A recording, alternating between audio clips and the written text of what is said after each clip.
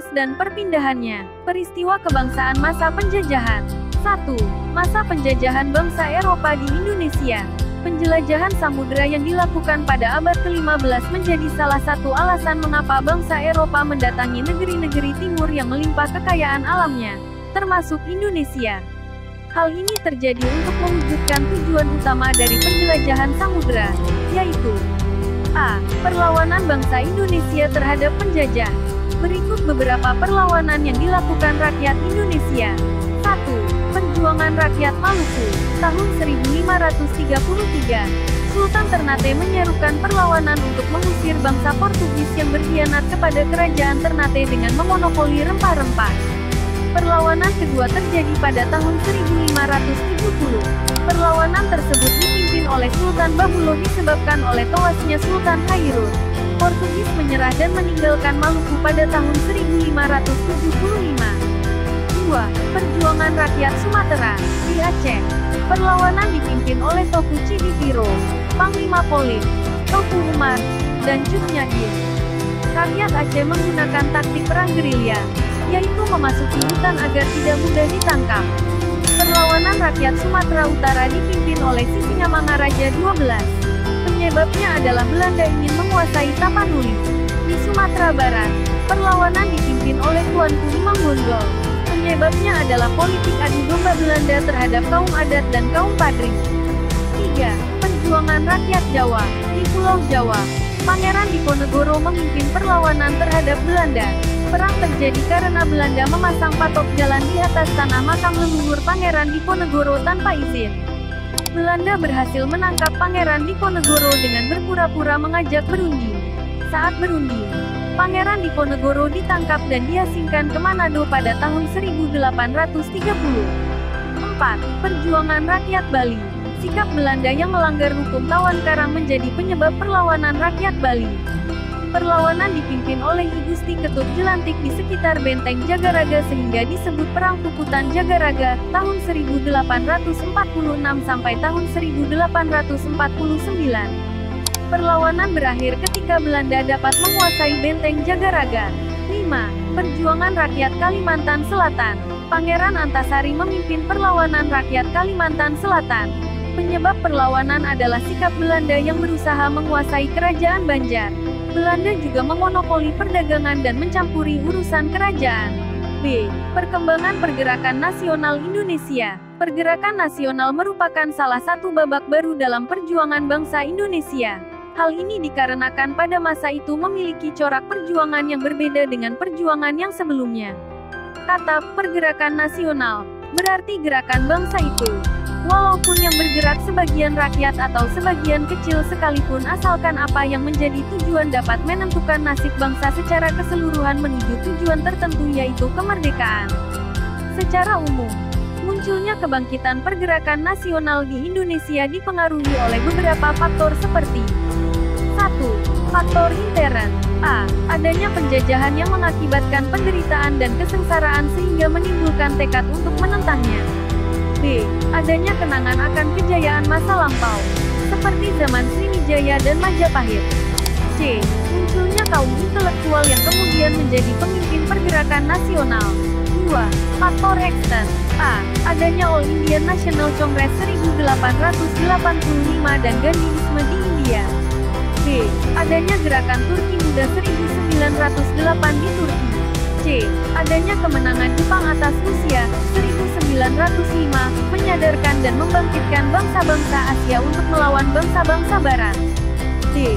Munculnya paham-paham baru di Eropa dan Amerika yang masuk ke Indonesia, seperti liberalisme, demokrasi, dan nasionalisme mempercepat timbulnya nasionalisme Indonesia. 2. Masa penjajahan Jepang di Indonesia. Setelah dijajah Belanda, Indonesia jatuh ke tangan Jepang, dengan tujuan mengeruk kekayaan alam di Indonesia. Pendudukan ini diawali dengan meletusnya Perang Dunia II tahun 1939. Perang Dunia II adalah perang antara blok negara sekutu melawan Jerman, Italia, dan Jepang. Blok negara sekutu terdiri atas Amerika Serikat, Inggris, Perancis, Cina, dan Belanda.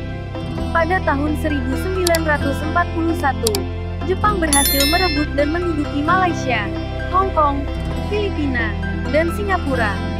Dari Singapura, bala tentara Jepang maju menyerbu Indonesia yang waktu itu masih dijajah Belanda. Jepang berhasil merebut dan menduduki Indonesia. Pada tanggal 8 Maret tahun 1942 Belanda menyerah tanpa syarat kepada Jepang di Kalijati, Purwakarta, Jawa Barat. Peristiwa kebangsaan seputar proklamasi. 1. Peristiwa-peristiwa penting seputar proklamasi kemerdekaan. A. Peristiwa Rengas Dengklok. Peristiwa Rengas Dengklok adalah peristiwa penculikan yang dilakukan oleh sejumlah pemuda antara lain Sukarni, Wikana, Sayuti Malik dan Hairul Saleh dari perkumpulan Menteng 31 terhadap Soekarno dan Hatta. Peristiwa ini terjadi pada tanggal 16 Agustus tahun 1945 pukul 3 waktu Indonesia Barat. Soekarno dan Hatta dibawa ke Rengas Dengklok, Karawang, untuk kemudian didesak agar mempercepat proklamasi kemerdekaan Republik Indonesia. Sampai dengan terjadinya kesepakatan antara golongan tua yang diwakili Soekarno dan Hatta serta Ahmad Subarjo dengan golongan muda tentang kapan proklamasi akan dilaksanakan terutama setelah Jepang mengalami kekalahan dalam Perang Pasifik. B. Penyusunan proklamasi.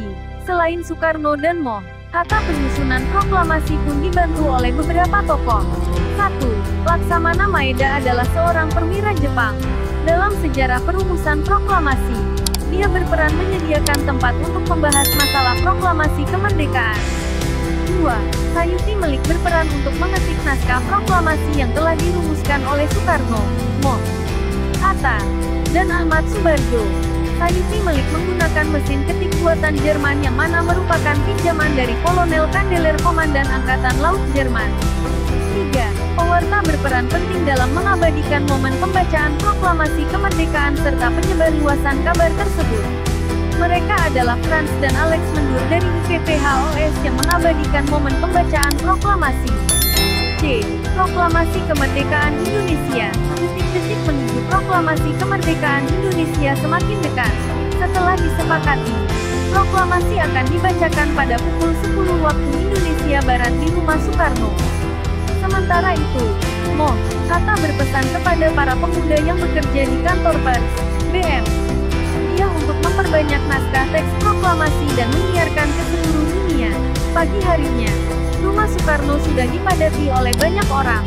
Sodanco Latif Hendraningrat menugaskan anak buahnya untuk berjaga-jaga di sekitar Rumah Soekarno. Ia menunggu kedatangan Hatta untuk membacakan naskah tersebut. 2. Peristiwa-peristiwa heroik setelah kemerdekaan. A. Peristiwa tanggal 10 November tahun 1945. Pada tanggal 10 November tahun 1945, meletuslah pertempuran sengit antara tentara sekutu dan rakyat Surabaya. Salah seorang pemimpin barisan banteng, Bung Tomo, berpidato berapi-api untuk membakar semangat rakyat Surabaya.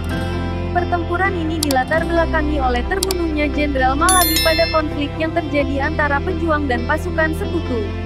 Pihak Inggris pun meminta pertanggungjawaban kepada rakyat Surabaya dan mengeluarkan ultimatum yang isinya meminta seluruh rakyat Surabaya dan para pemimpin-pemimpinnya untuk menyerahkan diri. Jika ultimatum tersebut tidak diindahkan, Inggris akan menggempur Surabaya dengan mengerahkan seluruh kekuatan darat, laut dan udara. Bukannya menyerah, rakyat Surabaya merasa terhina akan ultimatum tersebut. Oleh karena itu, rakyat Surabaya menolak dan secara resmi Gubernur Suryo mengeluarkan pernyataan menolak ultimatum. Akibat penolakan tersebut, meletuslah pertempuran pada tanggal 10 November tahun 1945. B. Pertempuran Ambarawa. Pertempuran Ambarawa terjadi pada tanggal 20 November tahun 1945 sampai tanggal 15 Desember tahun 1945 di Ambarawa, Jawa Tengah. Pertempuran Ambarawa terjadi pada tanggal 20 Oktober di Semarang. Pertempuran ini terjadi karena kedatangan pasukan sekutu yang dipimpin oleh Brigadir Jenderal Battle. Pada awalnya, kedatangan mereka disambut dengan baik oleh rakyat karena mengurus para tawanan perang. Namun ternyata, mereka diboncengi oleh NICA dan malah mempersenjatai para tawanan perang secara diam-diam di Ambarawa dan Magelang. Setelah terjadi insiden penyerangan di Magelang yang melibatkan TKR dan tentara sekutu, Presiden Presiden Soekarno dan Brig. Jenderal BT mengadakan gencatan senjata pada tanggal 2 November tahun 1945. Kemudian, pada tanggal 21 November tahun 1945 pasukan sekutu yang berada di Magelang mundur ke Ambarawa. Resimen Kedu Tengah di bawah pimpinan Letnan Kolonel M. Sarbini turut mengejar pasukan sekutu, sehingga meletuslah pertempuran Ambarawa. Pasukan Angkatan Muda yang dipimpin oleh Sastro Diharjo beserta dengan pasukan gabungan dari Ambarawa, Suru dan Surakarta menghadang sekutu di Desa Lambu. Dalam pertempuran ini, Letnan Kolonel Musliman, Komandan Resimen Banyumas gugur. Dengan gugurnya Letnan Kolonel Musliman, komando pasukan dipegang oleh Kolonel Sudirman, seorang panglima dari divisi di Purwokerto. Kolonel Sudirman kemudian mengkoordinir seluruh komandan sektor untuk menyusun strategi penyerangan terhadap musuh. Kemudian pasukan TKR berhasil mengepung musuh yang bertahan di Benteng Wilem. Pasukan TKR mengepung benteng yang berada di tengah-tengah kota Ambarawa ini selama 4 hari 4 malam pada tanggal 12 Desember tahun 1945. Karena merasa terdesak, pada tanggal 15 Desember tahun 1945 pasukan sekutu mundur dan meninggalkan Ambarawa menuju Semarang. C. Bandung Lautan Api. Pertempuran yang terjadi pada tanggal 17 Oktober tahun 1945 merupakan salah satu peristiwa yang sangat bersejarah bagi bangsa Indonesia. Pertempuran ini disebabkan karena pasukan sekutu mendarat di Bandung. Pada saat itu para pemuda dan pejuang sedang gencar-gencarnya melucuti senjata perang dari tangan Jepang. Namun, sekutu meminta senjata dari hasil pelucutan tersebut untuk diserahkan kepada mereka. Bahkan sekutu mengeluarkan ultimatum kepada pejuang Indonesia bahwa pada tanggal 21 November tahun 1945, mereka meminta agar pihak Indonesia mengosongkan kota Bandung bagian utara paling lambat hingga tanggal 29 November tahun 1945 dengan dalih keamanan. Namun, para pejuang tidak mengindahkan ultimatum tersebut. Sejak saat itu, sering terjadi insiden antara pasukan sekutu dan Indonesia. Karena konflik yang terus berlangsung ini, beberapa tokoh melakukan perundingan dan sepakat untuk mengosongkan kota Bandung demi keamanan. Pada tanggal 23 Maret tahun 1946, pemerintah Republik Indonesia memberikan instruksi kepada TNI untuk meninggalkan kota Bandung. Dengan berat hati, seluruh pejuang dan masyarakat meninggalkan Bandung Utara. Namun, sebelum pergi meninggalkan kota Bandung, mereka terlebih dahulu menyerang pasukan sekutu sambil menghanguskan kota Bandung bagian selatan. Peristiwa ini kemudian dikenal dengan Bandung Lautan Api. 3. Proses pembentukan NKRI. Proses pembentukan NKRI pasca dibubarkannya BPUPKI pada tanggal 7 Agustus tahun 1945. Dibentuklah Panitia Persiapan Kemerdekaan Indonesia (PPKI). PPKI yang diketuai oleh Y. Soekarno memiliki beberapa tugas utama, yaitu a. Meresmikan pembukaan dan batang tubuh Undang-Undang Dasar 1945. b. Melanjutkan hasil kerja BPUPKI. c. Mempersiapkan segala sesuatu yang berhubungan dengan masalah ketatanegaraan bagi negara baru, yaitu Indonesia. Untuk menjalankan tugas-tugasnya tersebut, maka PPKI segera menggelar beberapa sidang, yaitu a. Tanggal 18 Agustus tahun 1945, menetapkan dan mengesahkan UUD 1945, memilih dan mengangkat IR. Soekarno dan Mo. Hatta sebagai Presiden dan Wakil Presiden Indonesia.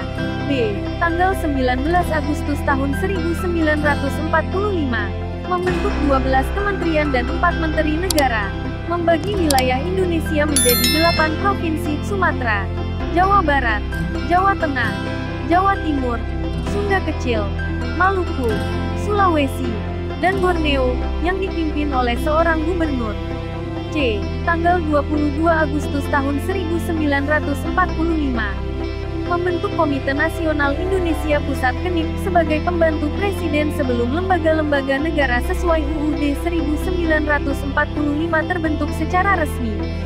Membentuk 3 badan sebagai wadah perjuangan, yaitu Komite Nasional Indonesia (KNI), Partai Nasional Indonesia (PNI), dan BKR, Badan Keamanan Rakyat yang memiliki tugas menjaga keamanan dan ketertiban umum di bawah koordinasi TNI.